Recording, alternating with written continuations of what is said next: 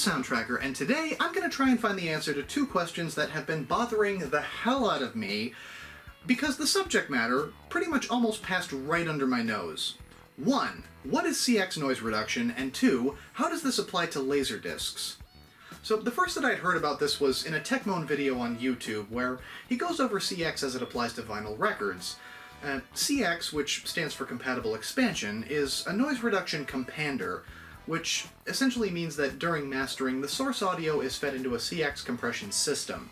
It squashes down the dynamic range of the audio signal to make it fit better on the record and consequently sound better, provided you have the other half of the equation. On the playback end, you would also need the expander, the other half of the compander, which allows the compression to be reversed and the sound on the record opened back up to its proper audio range, while eliminating crackles, pops, the usual noise associated with records. So if the expander is missing, it just doesn't sound the way the artist or the engineer intended. Now, it supposedly sounds okay. I mean, that's what the whole compatible is supposed to be there for in compatible expansion. The audio on the record wouldn't have perceptible changes to the average listener without the decoder supposedly. The same way that Dolby B noise reduction sounds fine on a cassette without the decoder. But when the non-decoded CX and the decoded CX signals are stacked next to each other, it becomes immediately apparent that the decoder is an absolute necessity for LPs. So in the video, it's addressed that there were a lot of things floating around in the music news about the system making things sound worse if you didn't have the expander, artists and engineers for the most part being against its use on records because of, what it does to the audio signal, and companies not really wanting to build that system into their record players or their amplifiers for cost reasons, and so the system languished for use on vinyl records. Now, the logo for CX in the video looked familiar to me, and I couldn't quite place it until he got to the end and said this. So that's the end of the CX system. I was going to be a bit snarky here and say, instead of you've never heard it so good, it's just that you've never heard it. But you know what? You might have heard it because the CX noise reduction system was employed in the CED video disc. Then again, it's probably more than likely you've never played one of those, but it's possible that you've seen a Laserdisc being played, and if you've been listening to the FM soundtrack on that, again, that uses CX noise reduction. I wonder how many people have seen that logo on the back of a Laserdisc and thought, I wonder what that's there for. Sure enough, that mark is on my Laserdiscs and on my players, and I have been curious about this for some time, but until recently I didn't really have a proper way to showcase it. CX is an absolute mouthful to talk about because while it failed as a compander in the music market, it saw long and everlasting life in the video market on Laserdisc players, and RCA's capacitance electronic disc players, but today's focus is going to be Laserdisc, and for good reason. It works really well when it's on a Laserdisc, and it serves a few different purposes. 1, reducing the audio noise on the disc, and 2, keeping the audio carrier from interfering with the video carrier. Laserdiscs at their inception have chrominance and luminance bands, which are the electronic signal representation of the color and the brightness information stored on the disc. Chroma and luma come together to create the composite video signal. Next to the chroma band is the right analog audio channel and the left analog audio channel following that, both of which are individually stored as FM audio on the disc. I'm not entirely sure if this is the best way to explain this, but I kind of think of it like storing an FM radio signal on the disc. But rather than using a radio to get the FM audio out, the built-in FM decoders are tuned to the frequencies the audio channels are stored on. When mastering a Laserdisc, the first challenge is getting the audio levels and the color and brightness levels correctly set. The analog right channel audio carrier sits right next to the chroma band, so if the audio has a particularly loud section, it's possible for the audio to interfere with the color band and produce a color artifact on the screen. The exact reverse is also true, where if the color is too saturated, it can bleed over into the audio carrier and cause a frequency interference. It's easy enough during mastering to adjust the color to keep the saturation down, or, to adjust the audio levels to keep the dynamic range from interfering. But we can still end up with a noise problem, which is the chief reason that CX is on the discs. So noise can be generated from things like an imperfectly pressed disc, or from an imperfect audio source on the master tape, and for some early discs it can sound like this. Elwood. Reshow your license, currently under suspension. Step out of the car, please. Now you're gonna put me right back in the joint. They're not gonna catch us. We're on a mission from God. Elwood. Yell at me. What the hell you want me to do, motorhead? Well, try not to be so negative all the time. Why don't you offer some constructive criticism? You can see and hear that, right? I mean, it's kind of dull and muted. I mean, the audio doesn't really sparkle the way that I would think it was supposed to, and the video is just a little bit off from what I'm used to hearing on a Laserdisc. Now, that was audio and video from a DiscoVision copy of the Blues Brothers, and DiscoVision discs are one of the earliest Laserdiscs that you can get and show the format in its earliest stages. So the first major hurdles that Laserdisc has to contend with are how can we get the analog audio to sound better, and how can we keep it from interfering with the chroma band? The answer? A noise reduction compander signal like CX. I mean, it's functionally exactly the same on Laserdiscs as it is on records, and it only applies to the stereo analog audio tracks on the Laserdisc.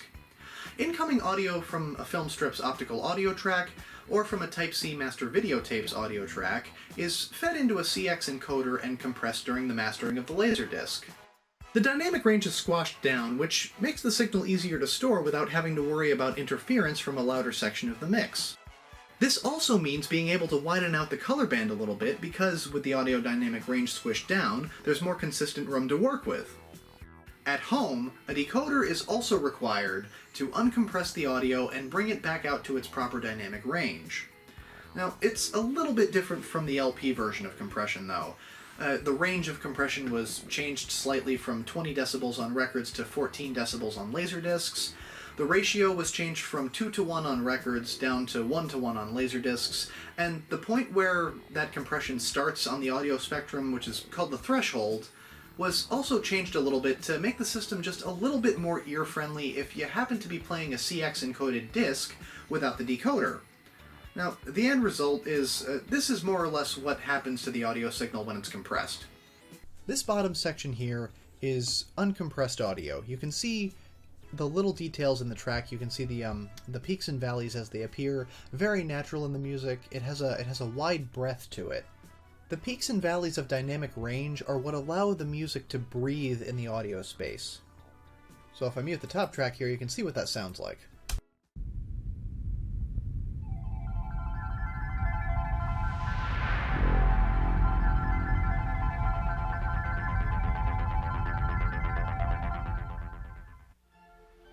Nice and smooth sound, slowly faded in and had a very nice, even, slow crawl forward. It felt like the music was coming towards you and enveloping you.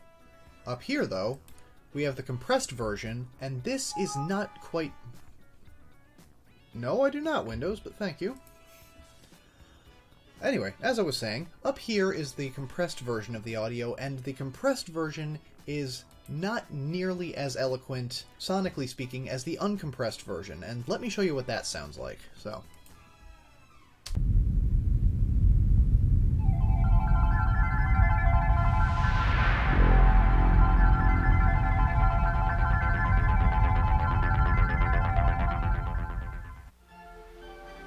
There's a lot more oomph and punch to the music, but a lot of the nuance that was in the original track is now lost because it's been compressed like this.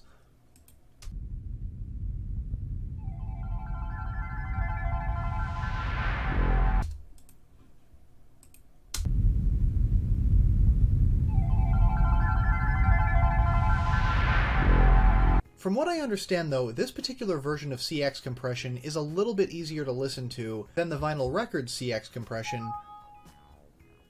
Cut it out, Windows! Jeez! Because the specifications were changed. The audio is still compressed all the way down the track, though, and have a look at this. So, remember, the top portion is the compressed version, and look at just the amount of loss of dynamic range that there is between the two of them.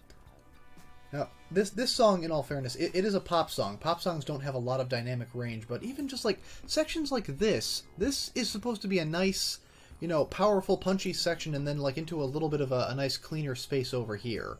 And all of that is completely lost in the compressed version up here. It all just kind of blends together in a very flat, non-accentuated kind of signal. That was a big problem for the adoption of the standard on records, and the specifications for CX on Laserdiscs are a little bit different because of that. So this unfortunately means that this decoder is not compatible with any LP that has CX on it, which is a little bit disappointing for me, but I already know what you're thinking anyway.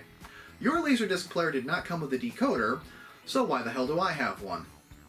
Well, if you're a Laserdisc enthusiast, it's very likely that this won't ever apply to you because every single player made after about 1981 has a CX decoder built into it. Look anywhere on your Laserdisc player, I guarantee that logo is there.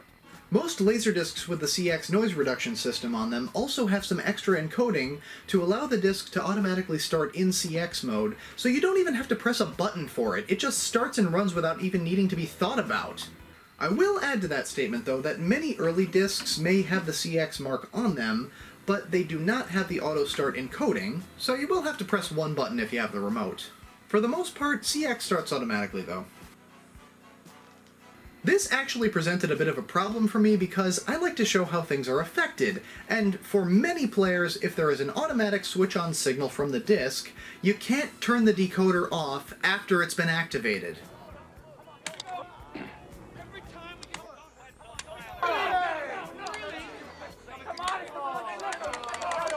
So the only way to show what the CX signal is doing to the audio is to have a player that was designed before the specifications were put in, and an external decoding unit for that player, both of which I have.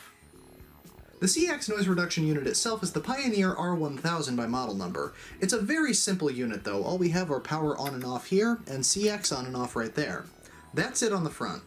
On the back of the decoder, we have the inputs and outputs for stereo audio and a selector switch to adjust for which player you happen to be using this decoder with, because it can also be used with MCA DiscoVision players. Those were the origin of the format, and I can't really explain why, but I love that design. I mean, it looks like space. The R1000 decoder is going to be paired with my VP1000 Laserdisc player. This is an early and beautiful beast from the origin of the format from Pioneer, and having the player and the unit separated out like this will enable me to run 3 separate tests. 1, try analog audio that is not CX encoded to see how it sounds. 2, try analog audio that is CX encoded but without the decoder. 3, try analog audio that is CX encoded but with the decoder present. I am psyched to see how this goes. Here's a good sample of audio and video from that DiscoVision copy of the Blues Brothers. I chose this section because going from Step Out of the Car Please to the part where they're getting chased has a pretty wide set of dynamic range. Sirens blaring, cars revving, a lot of good sound. Step out of the car, please.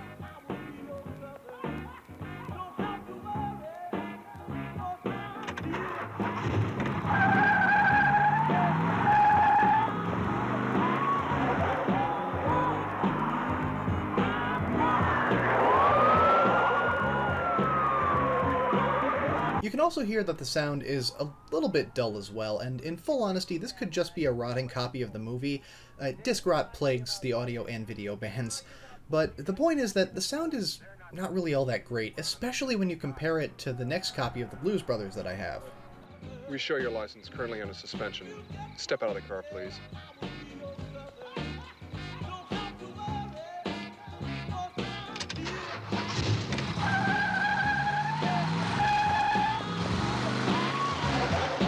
Immediately there is a boost in sound quality on the CX version of the disc, but this is still with the CX off. You can also hear the dynamic range of the sound as being kind of pressed down a little bit, which makes the quiet passages louder when they aren't supposed to be, like I showed earlier. However, when you add the decoder to the mix, it evens itself out. We show your license currently under suspension. Step out of the car, please.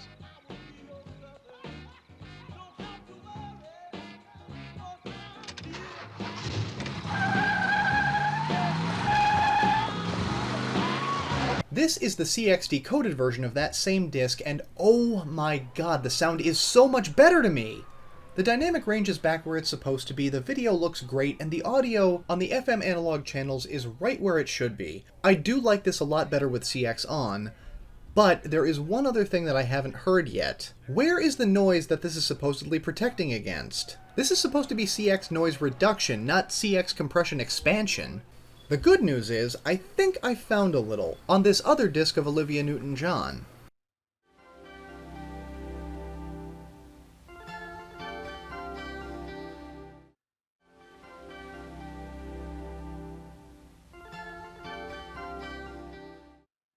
I didn't really catch this on the first few listens until I put the audio into Audacity, and I found this. This up here is the CX noise reduction system turned off, and this down here is the CX noise reduction system turned on. So lots of peaks and valleys reduced. Now, essentially what I'm going to be listening for is this small space in between here, because right here something pretty interesting happens. So let me shut this track off, and have a listen to this.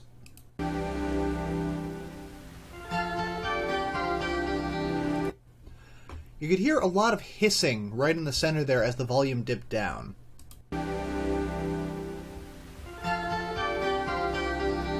It's only there for a brief second, but it does happen, and when we go over to the other version, the CX noise reduction switched on,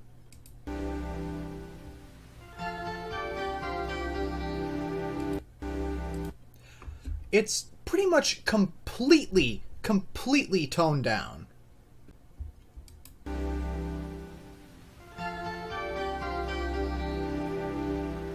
The hissing that was so apparent in this upper track here is reduced to pretty much a light wisp in this lower track down here. And that... I swear to God, Windows, every time. So, that there is essentially what I think noise reduction was put onto Laserdiscs to try and keep from being so apparent in the mix. So there is noise present on the disc as this shows, but it's pretty much eliminated when the decoder is switched on. This absolutely means that CX is a double benefit. Better sound by decoding the signal on the audio carrier with the decoder that's almost always built into players, and better picture quality by virtue of the extra space for the video signal after the audio band is compressed, plus better mastering techniques over time. All of that is fantastic to me, and it's at this point that I actually want to mention some sideways stuff about CX that I just kind of happened to come across while I was researching this project. Now, it was not widely known in the early days of CX that the Compander brought such an improvement to the video and the audio signal, so CX was not a requirement on discs for a very long time, reportedly up until about 1987.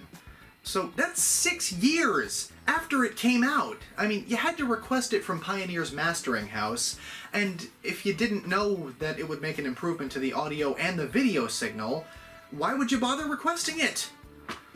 I mean, I'm sure CX's reputation was already damaged given the music press and what they had to say about CX on records, so I imagine it must have been a pretty hard push on Laserdiscs, at least in the early years. Now, on top of that, CX only works for stereo audio, so I'm not really sure whether or not it would affect, say, a dual mono soundtrack, but, I mean, as far as stereo goes, you're only ever going to find CX on stereo copies of movies. So that means discs with Dolby Digital on them, or audio commentaries, are not CX encoded, but the mastering techniques had pretty much improved over time, so it's really not a big deal. The other thing that I wanted to address were some weird rumors that I'd seen about it, the first being that some discs have the logo but aren't encoded with CX. I mean, this copy of Olivia Newton-John that I showed earlier has the mark on the jacket, but it does not show up when you first load the disc into the player, like so many of the other CX discs that I have. I mean, I'm sure the signal is on there, though, because it's listed on Wikipedia as being the first CX Laserdisc. Citation needed, of course, but surely they wouldn't botch this up, right? I mean, this would be a huge deal.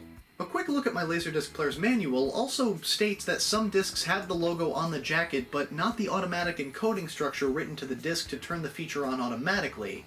So if the manual says that some Laserdiscs don't have the auto-activate encoding, but the mark is on the jacket, I'm willing to trust that some early discs need the extra step of hitting the button to turn it on. However, on this particular section, while I was editing, it occurred to me that I was only looking at earlier discs for this and not later ones. I looked through my collection again, and sure enough I found one, and you're never gonna believe which disc it happens to be on. I don't believe it, it's that shitbox Dodge again. I own 3 separate copies of this movie, one of which is the MCA DiscoVision version, which has analog video and analog audio on it. That's how it was originally mastered when the format first came out.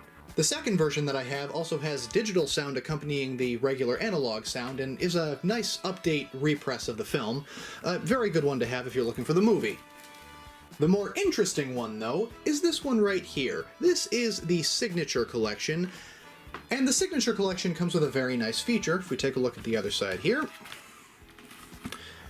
there are 2 bits that I want to draw your attention to. The first of which is down here, where it says that it's a CX encoded Laserdisc. I mean, okay, fair. However, this is also a Dolby Digital Laserdisc, and the reason that's interesting is, if you look a little closer at the fine print for Dolby Digital, you'll see that the Dolby Digital track is stored on the analog audio right channel. What? What did I do? You failed to stop on a red signal.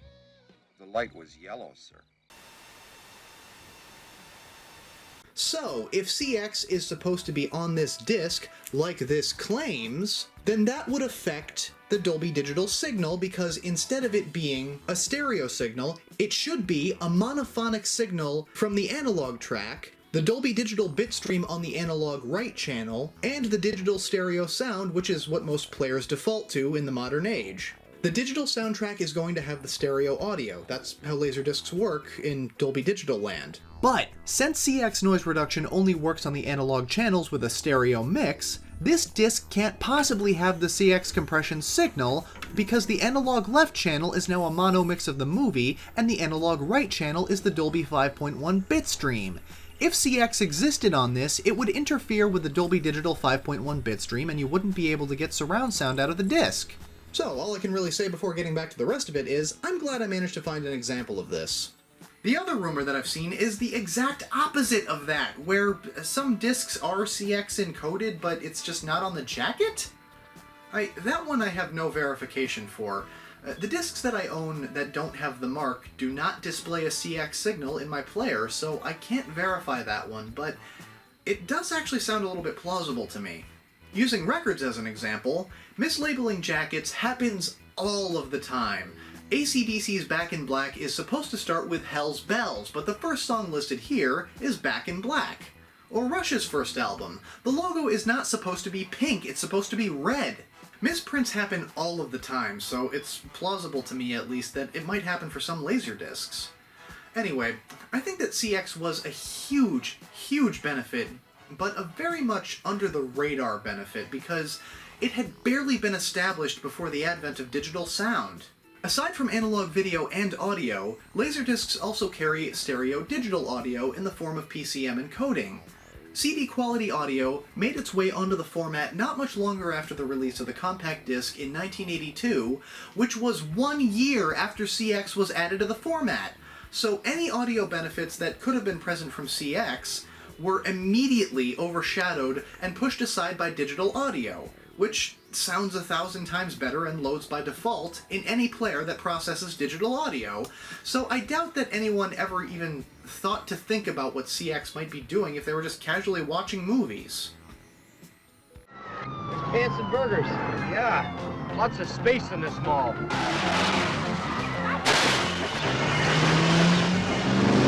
Baby clothes. This place has got everything.